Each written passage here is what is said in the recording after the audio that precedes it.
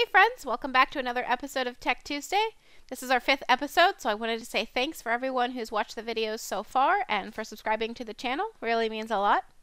Today I wanted to take some time to show you about our free tool, which is the BranchCache Monitor tool.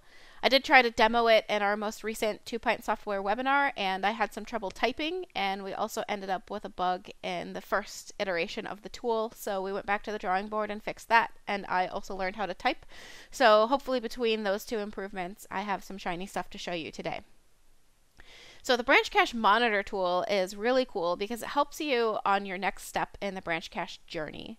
Step 1 obviously would be enabling BranchCache and making sure that it works on a single client. You want to make sure that you can put stuff in the BranchCache cache. And the next step would be to make sure that BranchCache works at the network level, that you can send and receive probes, and that clients can communicate with each other. This tool allows you to do that. It also has some other shiny things that it does as well. To sum it up, here's a few things that it can do. The BranchCache Monitor tool lets you test if BranchCache is working at the network level by sending probes. It can show you jobs in real time. It can show you performance data. And it can dump your CIs, which is great for learning the anatomy of BranchCache. So let's get into some demos. The first thing we're going to do is use the Monitor tool to send probes between two clients. We want to make sure that BranchCache is working at the network level. It's very important that they can communicate with each other. So what I'm going to do is take two different machines, as I said. The first one is named ShyPeer 003. The second one is named 002. So you can see that these are different devices. I grabbed their IP addresses. This one ends in 106. The second one ends in 105. And I'm simply going to have them communicate with each other via BranchCache. So I'm using the BCMon tool. And I'm going to kick this off. So it's waiting for some probes. So over here on the other machine, I'm going to kick it off.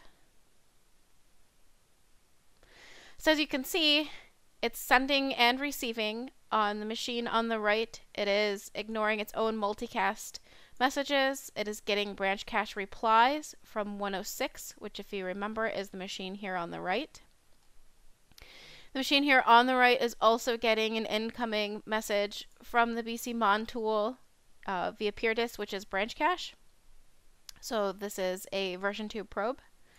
Again, here's the source where it's coming from as well. So you can see that BranchCache is working at the network level on these two machines. So I have every reason to believe that I have BranchCache configured correctly. I can put stuff in the cache and the clients can communicate with each other to start sharing content freely. The next thing that I want to show is how to dump a CI. So if you put items into your BranchCache cache, you will also have a CI, which is the hashes of the item. So what I'm going to do is take this MSI, and if we get the properties of it, we can see that this is just a really old version of Azure AD Connect. Super old, published in 2017. We actually don't really care what it is. I just wanted to show you that it is a valid MSI. It's about 80 megs in size, so it's really cool to see what this looks like from the CI point of view. First thing that I want to do is make sure that I flush my BranchCache cache. Since I've already practiced this demo a few times, I just want to make sure I don't get any errors. Now my cache is empty, so I'm going to use the BranchCache tool to actually do this demo. The BranchCache tool is available on our website for download as well. It is free, so you can play with this yourself. I'll explain the syntax a little bit for you. I'm going to call on the tool. I like to make sure that the tool exists where I'm demoing this, so I have this temporary location and I just dumped the BranchCache tool in there. And the syntax would be publish CI. I have to give it an input data file, which is that data.msi that I just showed.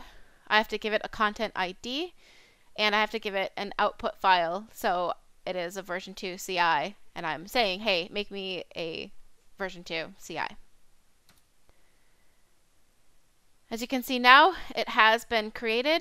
It exists here in this folder as well. It's right here, and the timestamp matches. Today is April 23rd, so I'm happy with what I see now.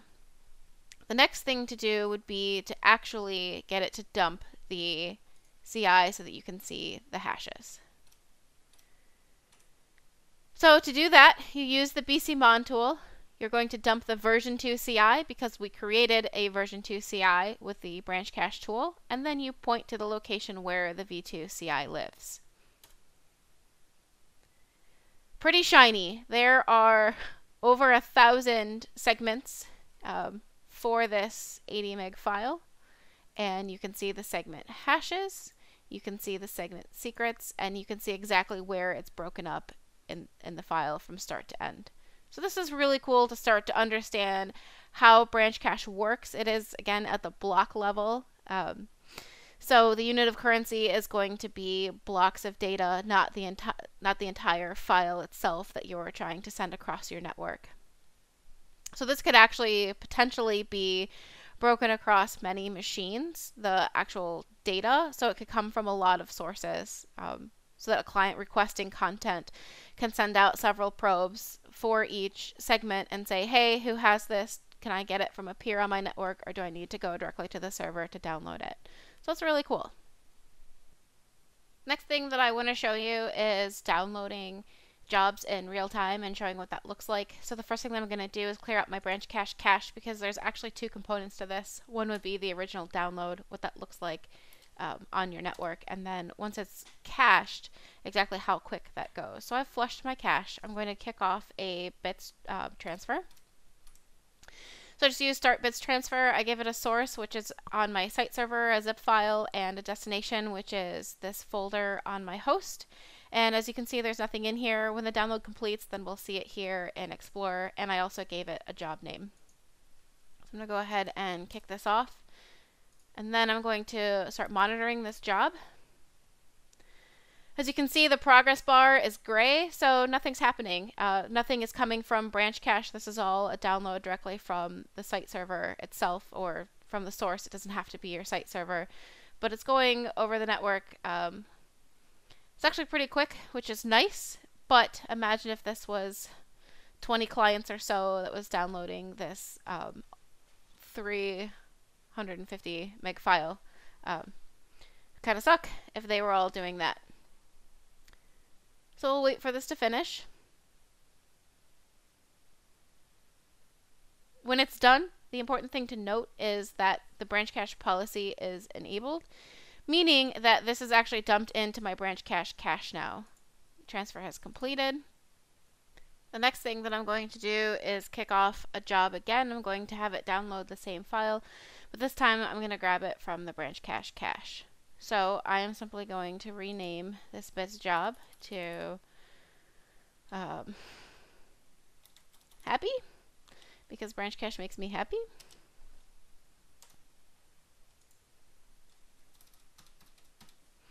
And then I'm going to monitor the happy job. And this is going super duper duper quick, but as you can see, it all came from my Branchcache cache, 353 megs. So that's really exciting to see that the Branchcache monitor tool works and lets me see in real time exactly how quickly this is going, and also that Branchcache is working on this client in my environment. Happy days.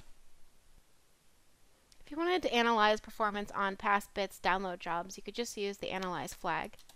What this will do is dump the information about past downloads. You'll get information like download size, how much came from peers, the average job size, and file size.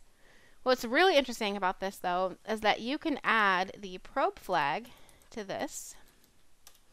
It creates an entry in WMI. So, going back over to the tool, what you're doing specifically is adding information to WMI that you can then use in hardware inventory for reporting. So it's a really shiny way to visualize what's going on your endpoints. Okay folks, that's all I have for you today. Again, make sure that you go to the 2Pint Software website, go to the Branchcache Monitor tool, download it, and give it a try. Let us know what you think. Be sure to follow me at @arwoodmark, follow 2Pint Software at 2Pint Software, and tune in every Tuesday for a new video. Thanks for joining, and have a great day.